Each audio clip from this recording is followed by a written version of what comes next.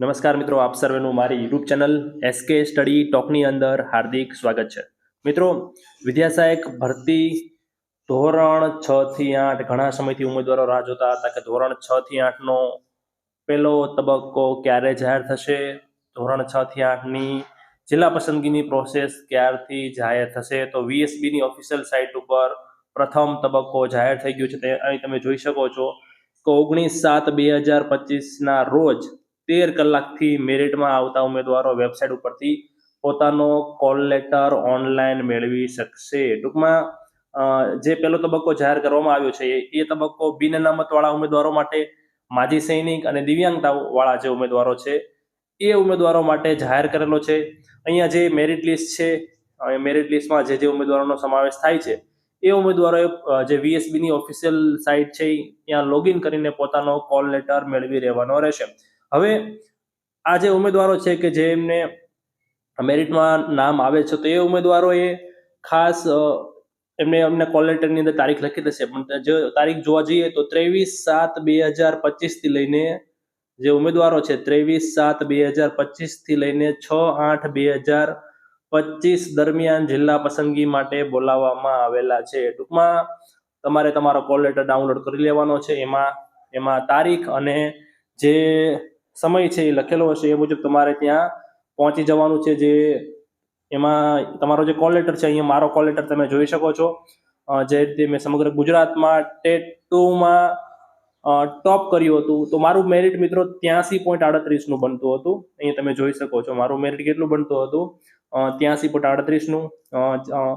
ક્વોલિફિકેશનની વાત કરીએ તો ટેટ 1 ટેટ 2 છે એમાં 46.66 નું, જે ગ્રેજ્યુએશન છે એમાં 14.53 નું અને બીએડ ની અંદર 22.17 નું.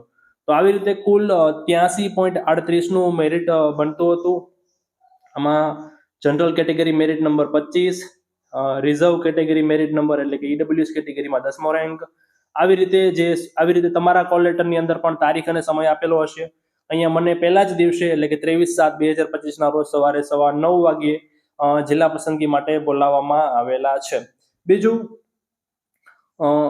ઉપર તમારો જે કોલ લેટર છે ત્યાં તમારું આખું નામ, તમારો ફોર્મ નંબર, જેન્ડર, કેટેગરી, તમામ વસ્તુ લખેલું હશે. તમારો સબ્જેક્ટ ની બધું લખેલું હશે.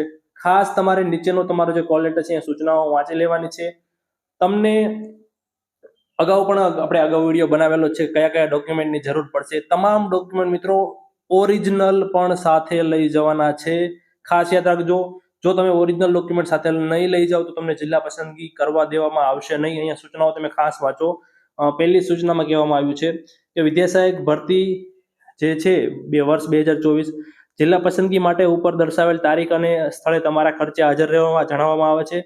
પસંદગી સમયે આવો ત્યારે અરજી પત્રકમાં દર્શાવેલ શૈક્ષણિક અને તાલીમી લાયકાતના તમામ વર્ષ સેમેસ્ટરના તમામ અસલ માર્કશીટ અને પ્રમાણપત્રો આધારો સાથે લાવવાના રહેશે. ટૂંકમાં અગાઉ આપણે જે કંઈ વિડીયો બનાવ્યો છે અથવા ઓફિશિયલ જે અત્યારે VSB નું પોર્ટલ છે ત્યાં લિસ્ટ અવેલેબલ છે, તમે ડાઉનલોડ કરી લો. એ મુજબ એક પણ ડોક્યુમેન્ટ ઘરે રહી ન જાય એનું ખાસ ધ્યાન રાખજો. બીજું મિત્રો, જેનો જે દિવસે બોલાવવામાં આવ્યા છે જો એ દિવસે નહીં જાય તો એમને જિલ્લા પસંદગીમાંથી બાકાત કરવામાં આવશે. એવું ના રાખતા કે આજે નહીં પણ કાલે જવું તો ચાલે. ના મિત્રો, જે દિવસે બોલાયા છે એ દિવસે તમારે ફરજિયાત જવું પડશે. અહીંયા જુઓ, ખાસ ઓફિસ લોકેશન પણ આપેલું છે, QR કોડ, એ બહુ સારી બાબત છે. તમારો જે કોલ લેટર છે જો તમને જડતું ન હોય તો મેપની અંદર તમે ટૂંકમાં સ્કેન કરશો એટલે તમને જે જગ્યાએ જવાનું છે એનું લોકેશન પણ ગૂગલ મેપ થ્રુ તમને ઇઝીલી મળી જશે, જેથી તમે સરળતાથી પહોંચી શકશો. તો આજ તો ઘણા સમયથી જે વિદ્યા સહાયક મિત્રો છે એ રાહ જોઈને બેઠા હતા કે ક્યારે આવે. તો ફાઇનલી એની પણ હવે શરૂઆત થઈ ગઈ છે. પણ મિત્રો થોડુંક આમ કહેવાય ને કે 2-5 દિવસ થોડુંક લેટ આવ્યું તો સારું રહેત. કારણ કે અત્યારે તમને ખ્યાલ છે એ મુજબ માધ્યમિકનું જે છે એ પ્રોસેસ ચાલુ છે.